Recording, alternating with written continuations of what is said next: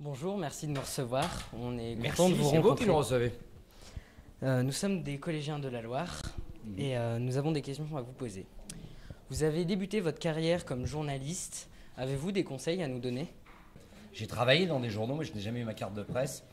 Parce que voilà, j'étais élève comédien. Et puis c'était difficile, parce qu'être élève comédien, c'est difficile. Vous courez les castings, vous courez les cachets, vous essayez de décrocher un rôle, vous essayez de vous faire remarquer dans l'immense forêt de comédiens et de comédiennes qui existent déjà. Et donc voilà, c'était difficile. Donc pour gagner ma vie, j'écrivais, j'avais la chance de savoir un peu écrire. Donc j'écrivais des petites chroniques, des petits papiers à droite à gauche, jusqu'au jour où j'ai enfin décroché un rôle. Voilà.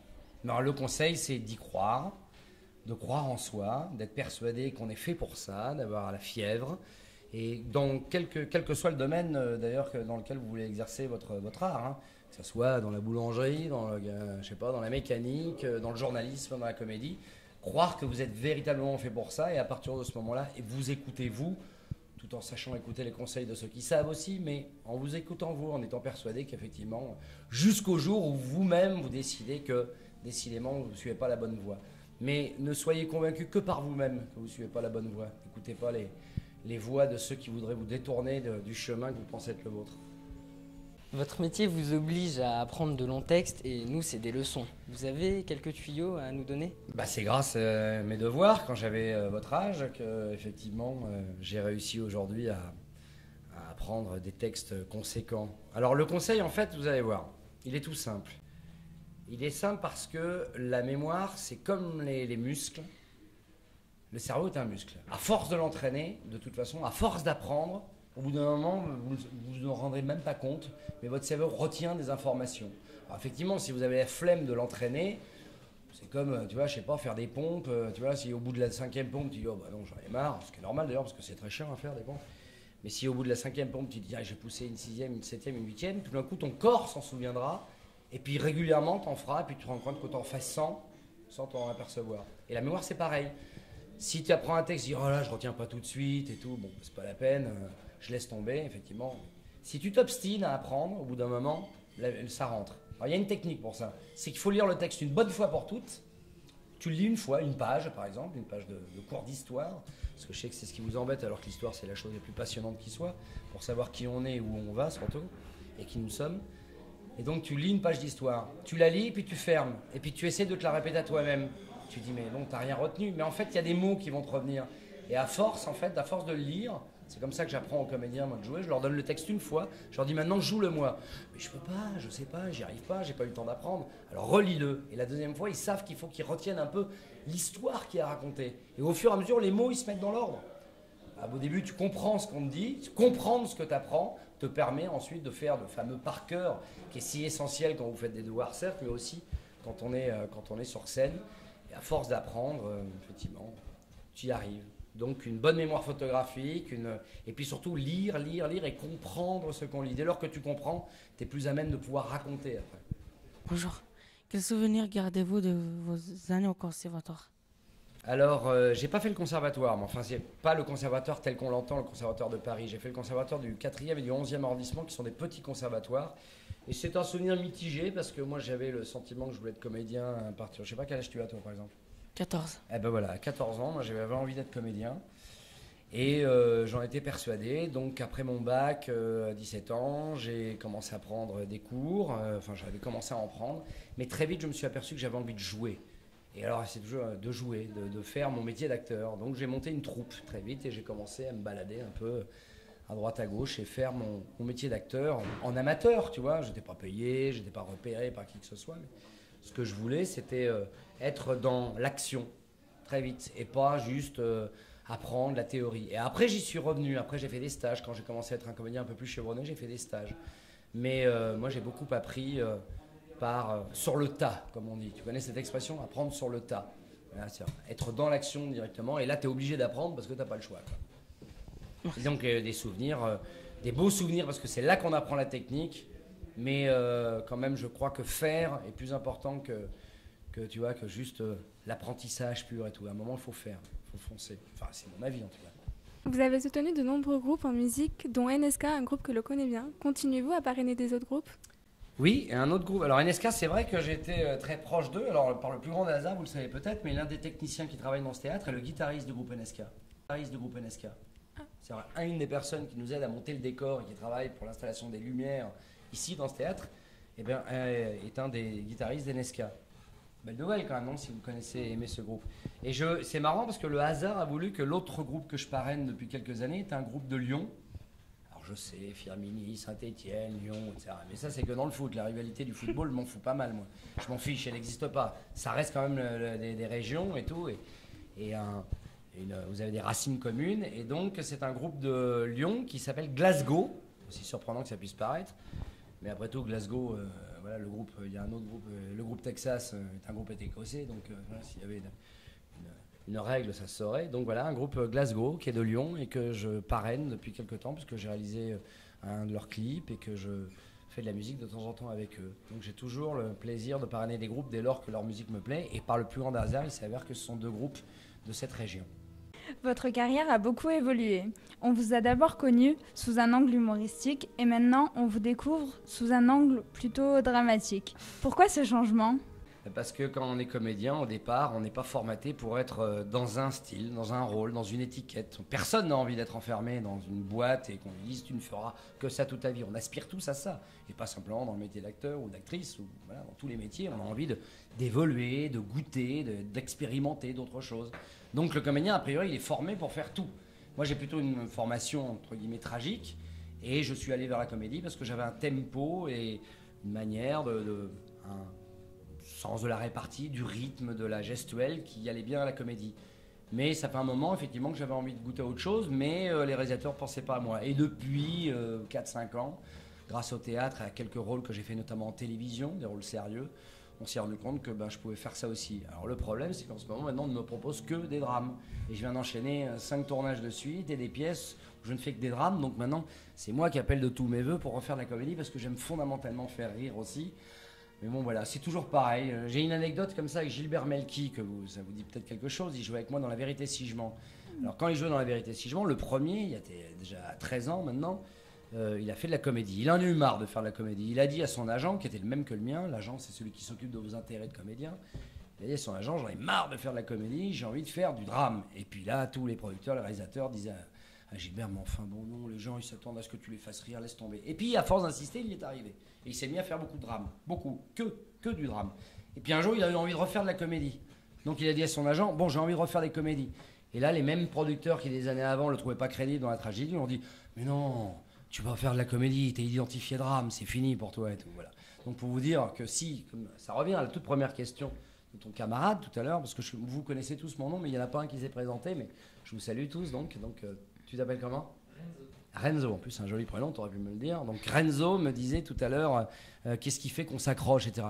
Il faut y croire. Moi j'ai cru en moi suffisamment pour me dire à un moment, ils vont bien voir que j'ai envie de faire autre chose. J'ai eu raison de m'accrocher, mais maintenant je vais m'accrocher pour à nouveau refaire de la comédie et pouvoir alterner.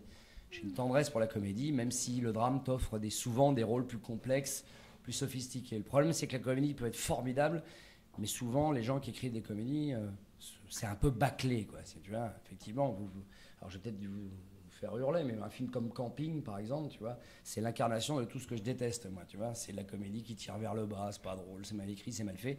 Bon, pourtant, ça marche. Donc on pourrait dire, si ça marche, c'est qu'il a raison. Sauf que c'est un peu plus compliqué, là. C'est pas nécessairement parce que les choses marchent qu'elles sont belles et que des choses qui ne marchent pas sont ratées aussi. Il y a des très belles choses qui marchent, de très vilaines choses qui marchent. L'idéal, ce serait qu'il n'y ait que les belles choses qui marchent. Mais ce qui est beau, ce qui est pas beau, c'est subjectif. Moi, Camping, ça me fait pas rire, mais il y a 5 millions de gens que ça a fait rire. Donc j'ai peut-être tort. Voilà. Lors de votre rôle sur Mondes France, quelles difficultés avez-vous rencontrées ? La difficulté, dans quel sens tu entends ? Quelle difficulté ? C'est-à-dire... je sais pas. On t'a donné cette question, donc. Et non, je vais très bien. Alors, quelle difficulté ? Eh bien, la difficulté... pas de difficulté. Tous les rôles sont difficiles. Alors, bien sûr, Mendes France est impressionnant. Les gens se disent... Est-ce que tu sais qui est Pierre Mendes France ? Je m'en doutais un peu. Donc, Pierre Mendes France, c'était un grand résistant pendant la Seconde Guerre mondiale. Voilà, qui s'est battu auprès du général de Gaulle et qui, à l'issue de la guerre, est devenu le premier ministre de l'économie de Charles de Gaulle. Et il est devenu véritablement l'homme qui a redressé l'économie française. C'est un radical socialiste qui a rendu l'indépendance à des pays comme l'Indochine, qui a rendu son indépendance au Maroc, à la Tunisie, qui s'est battu pour que l'Algérie redevienne algérienne. Tu vois, c'était vraiment un homme progressiste et tout, un homme formidable. Donc la difficulté, c'est d'encaisser le poids de l'histoire, de te dire, on me confie un personnage historique extrêmement important. Donc voilà, je me suis donc attaché, je le connaissais parce que par mon âge, je suis beaucoup plus âgé que vous, donc par mon âge et l'éducation que j'avais reçue, c'est un personnage pour qui j'avais une grande admiration. Donc je me suis attaché au texte qui était très précis parce que c'est un historien qui l'a écrit. Et puis après, j'ai regardé des images sur Mendès France, je me suis imprégné de sa manière d'être, de sa manière de parler, et puis j'ai essayé, au mieux j'espère, de jouer son rôle pour la télévision. Donc la difficulté, c'est juste d'être concentré, d'être sincère, et après il n'y a pas de difficulté particulière. Après, la difficulté elle est la même pour tous les autres acteurs, c'est apprendre le texte. Mais ça, comme je vous l'ai dit, c'est un muscle. Vous avez tous rejoint en fait, une question rejoint une autre et tout. Ça te va Fabien, ou je t'ai ennuyé un peu avec ma réponse? Non, ça va. Bon bah super Fabien. Fabien. Avez-vous une anecdote de tournage à nous dévoiler avec Yvan Le Belloc? J'en ai tellement des anecdotes. Quand on était sur Caméra Café, on avait tellement de fou rire qu'il y a des sketchs qu'on n'a jamais réussi à tourner. Il y a un sketch, on a mis 1 an pour le tourner. C'est-à-dire qu'il nous est tellement rire, à chaque fois, bon je ne vais pas vous raconter parce que c'était un peu scabreux, mais à chaque fois qu'on essayait de faire cette réplique, on n'y arrivait pas. Donc on abandonnait le sketch et on dit on passe à un autre et on le tournait. Et comme ça, pendant 8 mois, à chaque fois on dit bon, mais ce serait bien qu'on le mette en boîte celui-ci. En boîte, c'est-à-dire le mettre, le filmer enfin. Et puis avec Yvan aussi, on y retournait et on n'y arrivait pas. Et au bout d'1 an, on a réussi enfin à le mettre. Et c'est marrant parce qu'une fois qu'on l'a mis en boîte, eh bien, il n'était pas drôle ce sketch. Et on l'a viré du montage et on ne l'a jamais présenté. Il nous faisait rire, nous, à titre privé, mais une fois qu'on l'a montré, ça ne faisait rire que nous. Comme quoi, tu vois, il ne faut pas trop se fier à son orgueil. Voilà. Plaire aux autres est orgueil, plaire à soi est vanité. Le prof va vous le dire. Vous avez joué dans la série Deux flics sur les docks. Comment s'est passé le tournage avec Jean-Marc Barr? Bah écoutez, c'était formidable pour moi de rencontrer un homme qui est un peu plus âgé que moi, mais pas de beaucoup, mais qui m'a fait rêver dans un film dont vos mamans vous parlent souvent. C'est souvent les mamans qui en parlent. Mais il a joué dans un film mythique en France. Vous connaissez ce film? Non. Dans Le Grand Bleu. Oui, Le Grand Bleu. Voilà. Et donc il a joué dans Le Grand Bleu. Donc c'était marrant de rencontrer ce comédien pour qui j'ai une grande tendresse, qui a une carrière un peu particulière, qui a essayé de faire des choses différentes. Après Le Grand Bleu, on lui a proposé tous les gros blockbusters, les plus grands films, parce qu'il est américain. Et donc à Hollywood, on lui avait proposé de jouer dans Top Gun, par exemple. Et lui, il a refusé parce qu'il avait envie de faire du théâtre, il a envie de goûter à d'autres expériences, de ne pas tomber dans une certaine facilité. Pour ça, je le trouve admirable. Et en plus, c'est un partenaire de jeu formidable. Donc, et on est devenus très copains. J'ai même coproduit son dernier film. Avez-vous d'autres projets à la télévision? Là, aujourd'hui, on est jeudi. Samedi, je m'en vais à Saint-Malo. Là, demain, on joue à Grenoble. On peut citer Grenoble parce que j'ai vu quand on disait Lyon, on faisait la gueule. Mais on peut citer Grenoble. Vous aimez bien Grenoble, ça. Et Saint-Malo. Oui, Saint-Malo. Vous voyez où c'est Saint-Malo? Oui. Où? C'est en Bretagne. Bravo! On a fait une chanson dessus. Ah bah tu vois en plus. Et donc voilà, je vais tourner un film à Saint-Malo dans quelques jours. Un film sérieux encore, mais je vous promets bientôt je vais refaire de la comédie. Avec Louise Monod. Et Louise Monod, c'est la comédienne qui jouait avec Jean Dujardin dans SS 117. Dans le deuxième SS 117. Voilà, la jolie jeune fille qui jouait avec lui. Et donc voilà, c'est mon prochain projet, c'est ça. Merci. Terminer la tournée de cette pièce et de faire ce film. La jalousie a souvent été mise en scène. Comment le dramaturge Martin McDonagh a-t-il exploité ce thème dans la pièce? Ah, oui, vous avez raison, ça parle de la jalousie, mais plus que la jalousie, ça parle de l'incapacité à s'aimer, l'incapacité à se dire des mots gentils. Vous savez, il y a plein de familles, et je ne vous le souhaite pas, et si c'est le cas, ne me le racontez pas, parce que c'est de l'ordre de l'intimité de chacun. Il y a beaucoup de familles où on ne sait pas se parler. Des frères et sœurs qui ne savent pas se parler autrement qu'en se hurlant dessus. Parce que je sais pas, où ils n'ont pas les mots, où c'est de la pudeur mélangée avec de la gêne et tout. Et voilà. Et dans cette famille-là, la famille qui nous concerne, Dominique Pinon et moi, donc Valène O'Connor et lui, Coleman Connor, sont deux êtres un peu frustres, un peu brutaux, qui vivent au fin fond de l'Irlande et à qui on n'a jamais appris à dire qu'ils s'aimaient. On n'a jamais appris des gestes de délicatesse, de fraternité. Et au-delà de la jalousie, c'est surtout une incapacité à communiquer. Et donc ils survivent puisqu'ils ne vivent ensemble. Et par contre, en revanche, il y a un curé qui est joué par Pierre Berriot, si vous ne verrez pas la pièce, si vous l'aviez vu, vous l'aurez découvert, qui va essayer de les sauver parce qu'il est persuadé que même sous ce tas de haine, Et c'est le cas chez beaucoup de gens, même sous la haine, il y a toujours un peu d'amour qui est enfoui. Et il va essayer de faire ressurgir cet amour. C'est le thème de la pièce, qui est à la fois bouleversant, dramatique et extrêmement drôle parce que le cheminement qu'ils emploient pour arriver à se réconcilier est particulièrement surprenant. Voilà. Et c'est l'histoire de qu'a écrit Martin McDonough, qui lui-même a un frère avec qui il entretient des relations assez tendues, mais pas aussi tendues que c'est ça qui est bien au théâtre, c'est qu'on peut outrancier, caricaturer un peu notre vraie vie. Voilà. Mais c'est vrai que Martin McDonough est un grand auteur contemporain irlandais et il écrit beaucoup sur ce thème de la difficulté de communiquer. Pendant plus d'1 heure, les 2 frères Connor se détestent. Presque 2 heures même. Tu vois, c'est long, hein. Quand vous retrouvez Dominique Pinon, quelle est l'ambiance dans les coulisses? C'est ça qui est merveilleux dans ce métier, c'est qu'on sait faire le distinguo entre le moment où on joue et puis le moment où... Vous allez même vous dire une chose, il est en général sur les drames, que ce soit au cinéma ou au théâtre, il est plus facile ensuite de rire et de se retrouver, de se tomber dans les bras que sur les comédies. Parce que dans la comédie, on est obligé sans cesse de forcer l'amitié, la déconnade, la rigolade, le fait de bondir, de sourire. On n'est jamais comme ça tout le temps dans la vie en train de...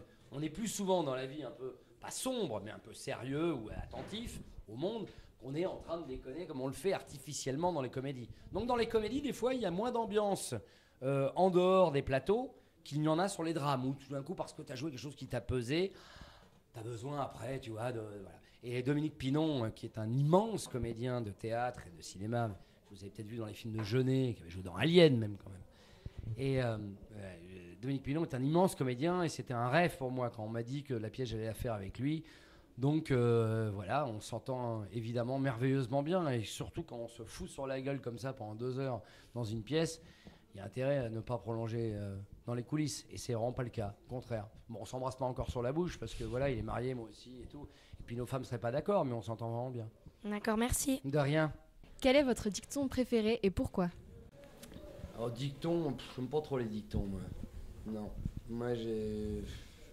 La phrase qui est ma philosophie, c'est « Il m'est odieux de suivre autant que de guider ». C'est une phrase de Nietzsche, mais elle est très simple à comprendre. Je n'ai pas envie d'être un suiveur, un mouton de panurge. Je n'ai pas pour autant non plus envie d'être un chef et celui qui aurait la parole ultime. Voilà. Il faut juste se situer au milieu et être vigilant.